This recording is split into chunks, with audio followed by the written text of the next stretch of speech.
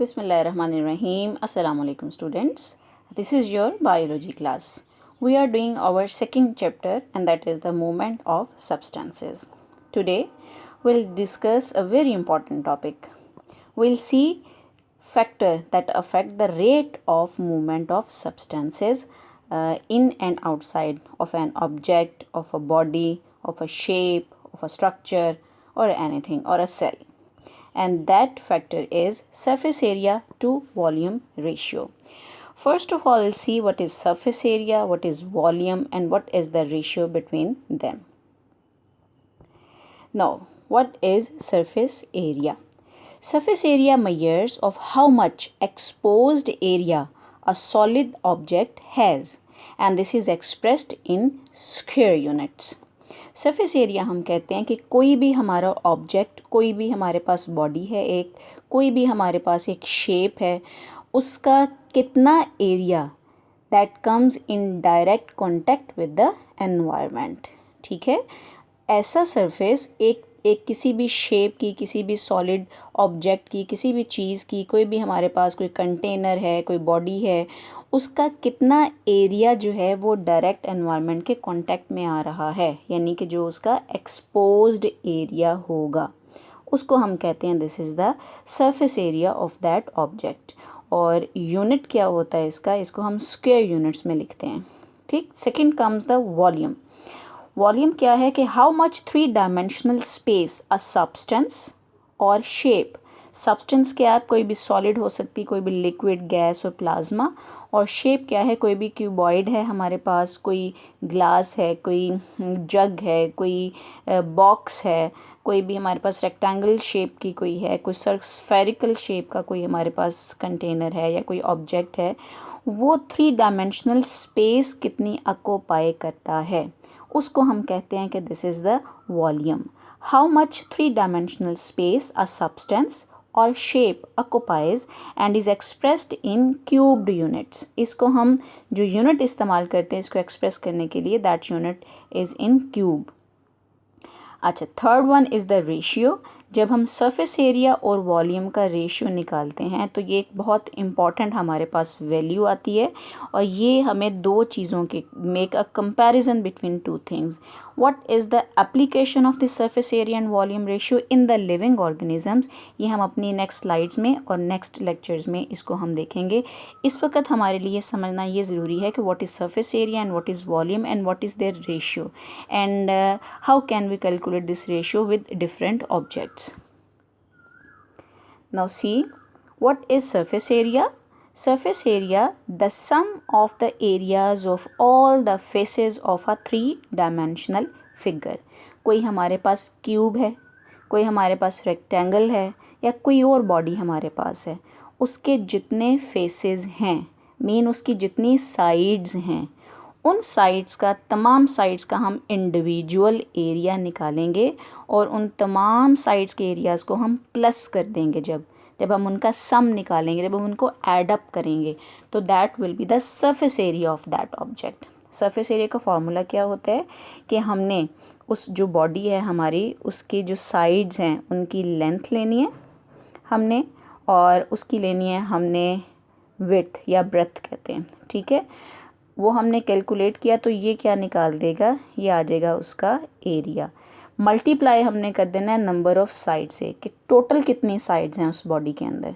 जब इनको मल्टीप्लाई करेंगे तो हमारे पास सरफेस एरिया जो है वो कैलकुलेट हो जाएगा, वो हमारे सामने आ जाएगा. And what is the volume? The space inside of a 3D shape, that is known as the volume. जिस तरह हमारे पास ये एक क्यूबॉइड शेप पड़ी हुई है, इसके अंदर एम्प्टी स्पेस कितनी है, कितना उसने अंदर जगह है जहाँ पर कि हम फिल कर सकते हैं, और कितनी अमाउंट में हम मटेरियल को अंदर फिल कर सकते हैं, उसकी स्पेस कितनी है, उसको हम कहते हैं दिस इज़ द वॉल्यूम. और वॉल्यूम को हम कैलकुलेट कैसे करते हैं, हमने जो हमारी शेप है उसकी लेंथ को, उसकी विड्थ को और उसकी हाइट को जब हम मल्टीप्लाई करेंगे तो हमारे पास उस शेप का या उस बॉडी का वॉल्यूम जो है वो कैलकुलेट हो जाएगा. और उसका यूनिट हमेशा हम क्यूब में लेते हैं. यहाँ कोई भी हो सकता है, सेंटीमीटर हो सकता है, माइक्रोमीटर हो सकता है, मिलीमीटर हो सकता है, डेसीमीटर हो सकता है.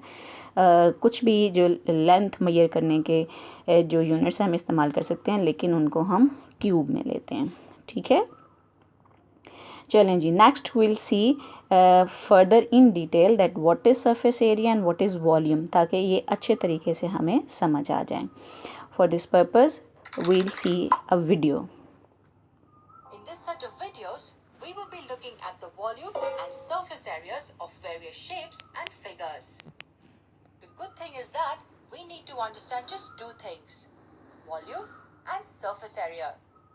First, let's look at what surface area means. We all know how a rectangle looks like.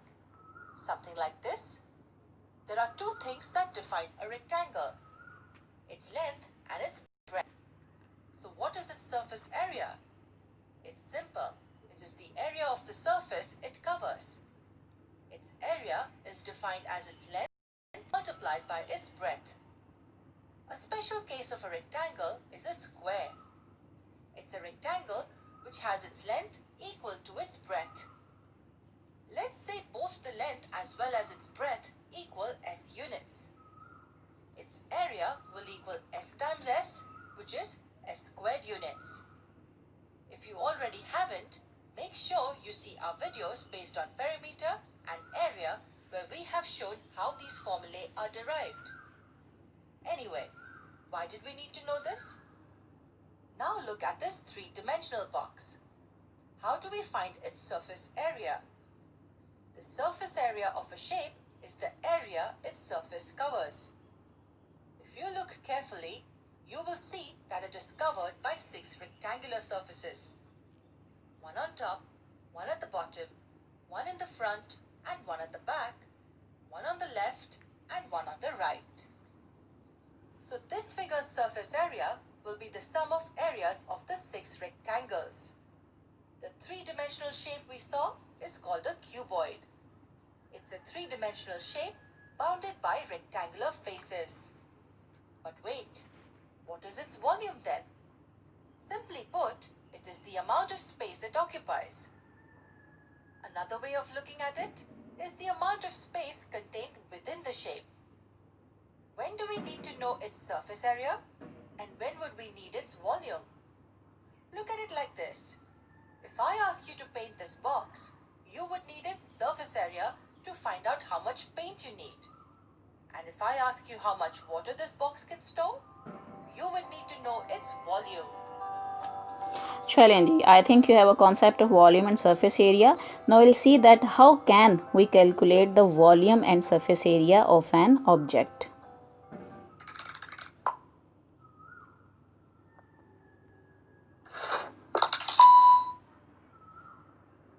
Look at this cube. It is easy to see that the cube has 6 sides and each side is a square. Now to derive the formula of the surface area of a cube, let the length of one side be A. Since there are 6 sides, so the total surface area is A square into A square into A square into A square into A square into A square, which is equal to 6A square. Let us do an example. This is a cube having length of each side equal to 5 centimeters. So its surface area will be 6A square. Substituting the value of A, we get 6 into 5 into 5, which is equal to 150 square centimeters. The volume of an object is the amount of space it takes up. As we know, all the sides of a cube have the same length. Suppose this cube has length L. To find the volume of the cube, we just need to multiply the area A with L. Hence, by multiplying these 3 L's together, we get L cube. Therefore, the formula for the volume is V is equal to L cube. Alright, let's take a look at an example. Here we have a cube having length of each side equal to 3 centimeters. Let us find its volume. To solve this, we need to use the formula V is equal to L cube. Now since we know the length of each side of this cube is 3 centimeters, we can substitute L with 3. Next, 3 to the power of 3 is equal to 3 multiplied by 3 multiplied by 3. This gives 27. Let's write it here. Since the unit for the length is in centimeter, the unit for the volume will be cubic centimeter. Hence, the volume of this cube is 27 cubic centimeters. So children, now you can also work on similar problems in this way. I hope after watching these videos you have a very good concept of surface area and volume, and you can calculate the surface area and volume of any object given to you. Now we'll calculate the surface area and volume of these shapes, shape A, shape B and shape C. Now look at these pictures. In shape A there is a big block and the length of each of its side is 1 meter. In shape B we have divided this block into small 8 blocks. ठीक है, overall अगर हम देखें तो volume जो है वो एक जैसा ही है, वो सेम ब्लॉक है, लेकिन हमने उसको 8 पीसेस में 8 स्मॉल ब्लॉक्स में डिवाइड कर दिया.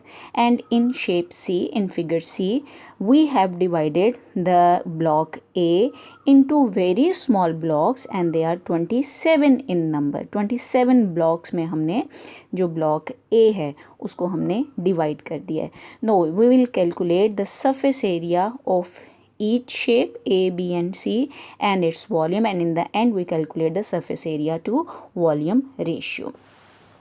First of all, the block A and the surface area of block A, उसको calculate करने का क्या है कि हमने इसकी जो side है उसका हम ले लेंगे square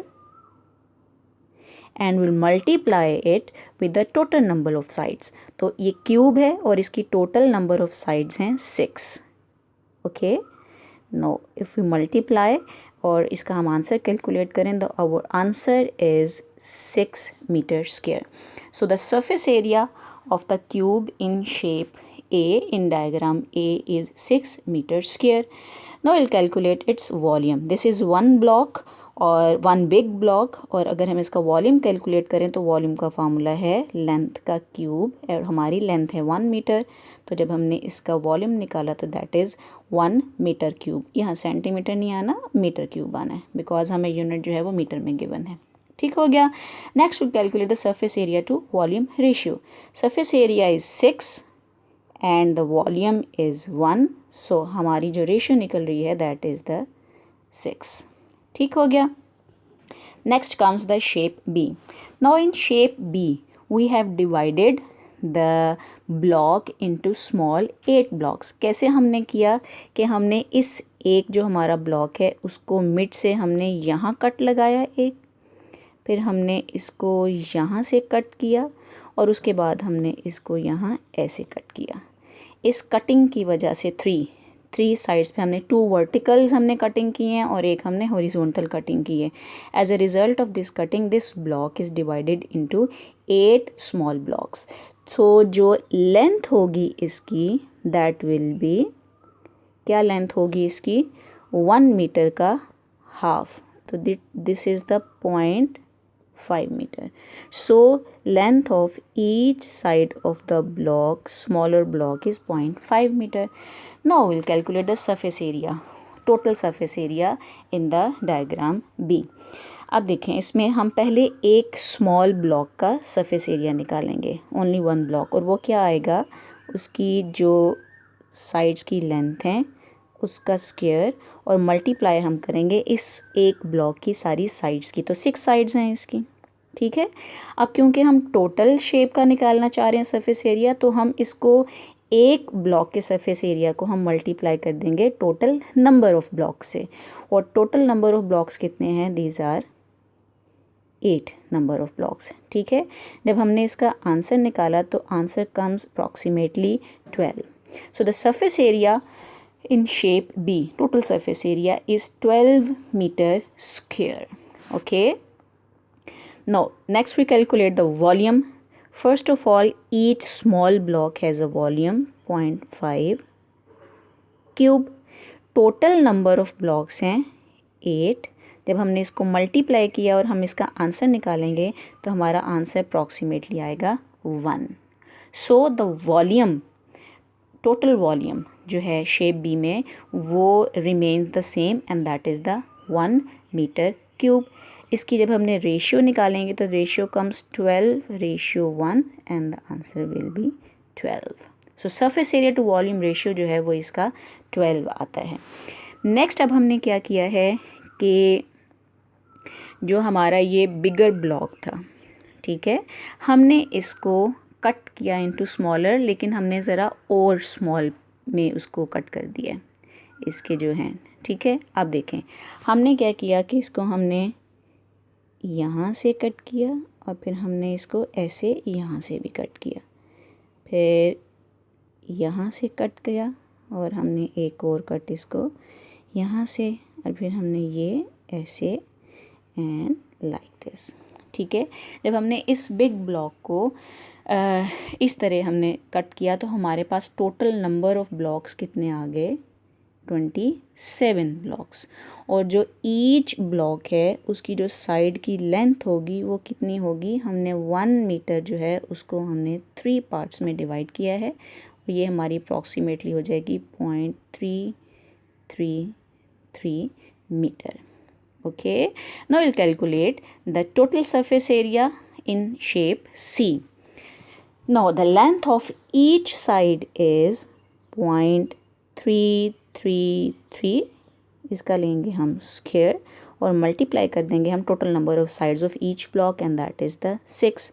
Now we'll multiply this surface area of a single block with total number of blocks and that is the 27. When we calculate it, our answer comes to be approximately 18. So the surface area, total surface area of the shape C is 18 meter square. And what is the volume, total volume of this shape C of these blocks? अब देखें each जो है that is 0.333, इसका हमने cube लिया तो हमारे पास एक ब्लॉक का वॉल्यूम कैलकुलेट हो गया. मल्टीप्लाई हम कर देंगे टोटल नंबर ऑफ ब्लॉक से तो हमारा आंसर आ जाएगा approximately 1. There is no change in the total volume. Total volume remains same but the surface area is increased. और अगर हम रेशियो निकालेंगे इसकी तो that comes 18:1 and that is 18. ठीक है. ये तमाम कैलकुलेट करने के बाद जो हमने कंक्लूजन निकाला वो क्या है कि जब ब्लॉक बिगर साइज़ का होता है, लार्ज साइज़ का होता है तो उसका सरफेस एरिया कम होता है, लेकिन जो ही हम इस ब्लॉक को फर्दर डिवाइड कर देते हैं इनटू स्मॉलर ब्लॉक्स तो उसका टोटल सरफेस एरिया इंक्रीज कर जाता है. But there is no change in the total volume. Total volume remains same. Means कि if we reduce the size of the object तो उससे क्या होगा कि surface area to volume ratio increase कर जाएगा. अगर आप टॉप से बॉटम की तरफ देखें तो there is increase in the ratio of surface area to volume.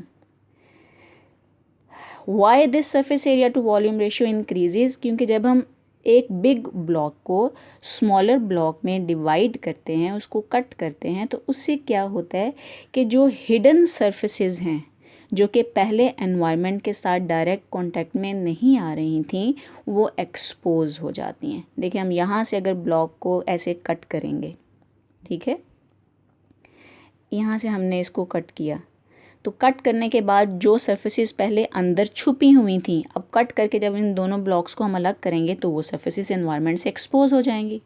अब अगर हम फर्दर इसको फिर ऐसे यहाँ से कट कर देंगे तो फिर जो अंदर छुपा हुआ एरिया था, जो हिडन था, वो एक्सपोज हो जाएगा. जैसे ये वाली सरफेस इसकी एक्सपोज हुई, ये इसके साथ जुड़ी हुई थी, ये एक्सपोज हुई, यहाँ से ये एक्सपोज हुई, ये जो अंदर वाली साइड है ये एक्सपोज हुई. सो न्यू सरफेसेस जो फॉर्म हुई हैं वो एनवायरनमेंट से एक्सपोज हो जाती हैं और फिर एनवायरनमेंट के साथ उसका कांटेक्ट इंक्रीज़ कर जाता है. सो टोटल सरफेस एरिया जो है वो अगर हम रिड्यूस करते हैं साइज़ को तो सरफेस एरिया इंक्रीज़ कर जाता है. ठीक है, मेरी पूरी उम्मीद है कि अब आपको ये अच्छे तरीके से बहुत समझ आ गया होगा. Sufficient for today. मैंने I have given you an assignment with this lecture, and complete your assignment and then send this assignment to your WhatsApp group of your class. जिन बच्चों की previous assignments भी रहती हैं वो इसको complete करें, ठीक है, और उसको व्हाट्सएप ग्रुप में सेंड करें ताकि मैं आपको चेक करके तो आपको रिटर्न करूं, उसके बारे में बताऊं कि यू हैव डन गुड और not. Okay, this is the end of today's lecture. Inshallah we'll meet in our next lecture.